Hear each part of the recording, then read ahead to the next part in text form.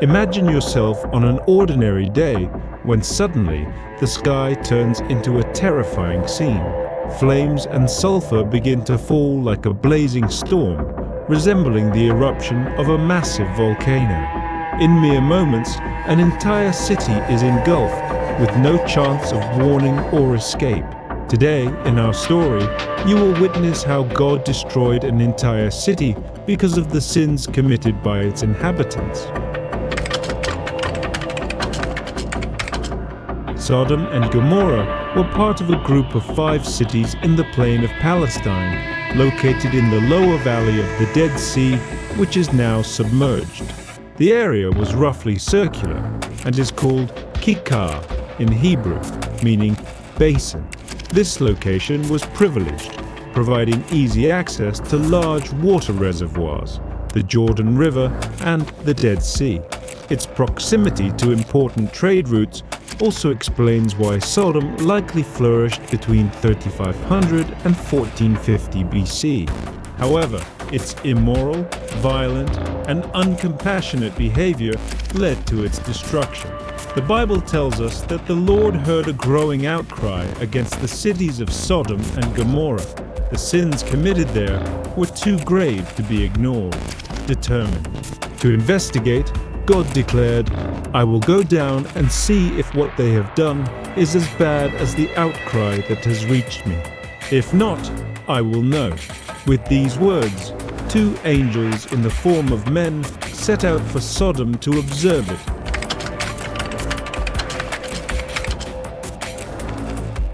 Meanwhile, Abraham, who was close to God, upon hearing his intentions, was moved by compassion and justice, and approached God with a bold question. "Will you sweep away the righteous with the wicked?"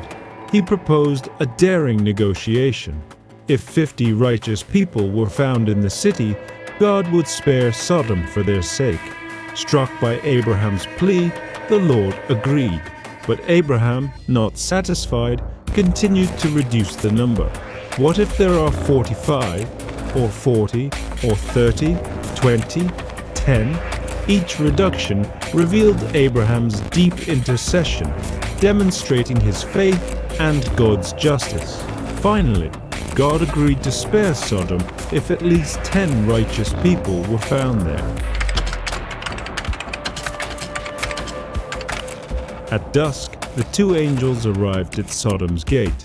Lot, Abraham's nephew, was sitting there. Recognizing the importance of these visitors, he quickly invited them to his home. "My lords, please turn aside to your servant's house. You can wash your feet and spend the night, and then go on your way early in the morning." At first, the angels refused, preferring to stay in the square. But Lot's insistence prevailed, and they accepted his hospitality. Lot prepared a feast, baking unleavened bread, and they ate together. The calm of the evening was shattered when men of all ages from Sodom surrounded Lot's house. "Where are the men who came to you tonight? Bring them out to us so we can abuse them." Desperate to protect his guests, Lot stepped outside and pleaded with the crowd, "Please, my brothers, don't do such a wicked thing. Look, I have 2 daughters who are virgins. Let me bring them out to you, and you can do with them whatever you like. But don't do anything to these men, for they have come under the protection of my roof." Angered, the men turned on Lot. "This fellow came here as a foreigner, and now he wants to play the judge. We'll treat you worse than them." At this moment, the angels intervened. They pulled Lot back inside, shut the door, and struck the men outside with blindness, preventing them from finding the door. After silencing the mob, the angels gave Lot a dire warning. "Gather your family and leave the city at once, because we are going to destroy this place." Lot tried to warn his sons-in-law, who were pledged to marry his daughters, but they thought he was joking. At dawn, the urgency intensified. The angels urged Lot, saying, "Hurry, take your wife and your 2 daughters who are here, or you will be swept away when the city is punished." As Lot hesitated, the angels grasped his hand, along with the hands of his wife and daughters, and led them out of the city to safety.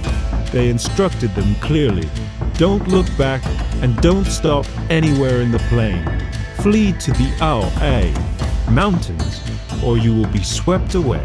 As they fled, Lot's wife, driven by uncontrollable curiosity, or perhaps attachment to her life in the city, looked back. Instantly, she was turned into a pillar of salt, a lasting reminder of the importance of obedience. With Lot and his family safe, the Lord demonstrated his power and fulfilled his word. From the heavens, a devastating rain of sulfur and fire descended, utterly consuming Sodom, Gomorrah, and the surrounding plain, leaving only ashes where life once thrived. The destruction was complete, wiping out all the inhabitants, animals, and vegetation of the land. Meanwhile, Abraham, observing from a distance, saw the smoke rising like that of a furnace, witnessing the execution of divine justice. Despite the wickedness of that city, God, out of love for Abraham, ensured that Lot and his daughters were saved. The judgment of Sodom and Gomorrah serves as a warning about both sin and the holiness and justice of God. The destruction of these cities is not solely about a specific list of sins, but about an entire society that deliberately and continually turned away from God. The aggression and attempted violence against the angels who visited Lot were merely a glimpse of the common practices in those cities, reflecting a total disregard for basic principles of hospitality and human dignity. We also see the importance of prayer and intercession before God. It was through Abraham's prayer that God decided to save his relatives, demonstrating the power of intercession in God's merciful work. And if you've made it this far, don't forget to leave a like. Subscribe to the channel so you don't miss the next videos. If you want to know the full story of Abraham and how he became the father of faith, I'll leave a card on the side for you to click and watch. That's it for today. See you next time.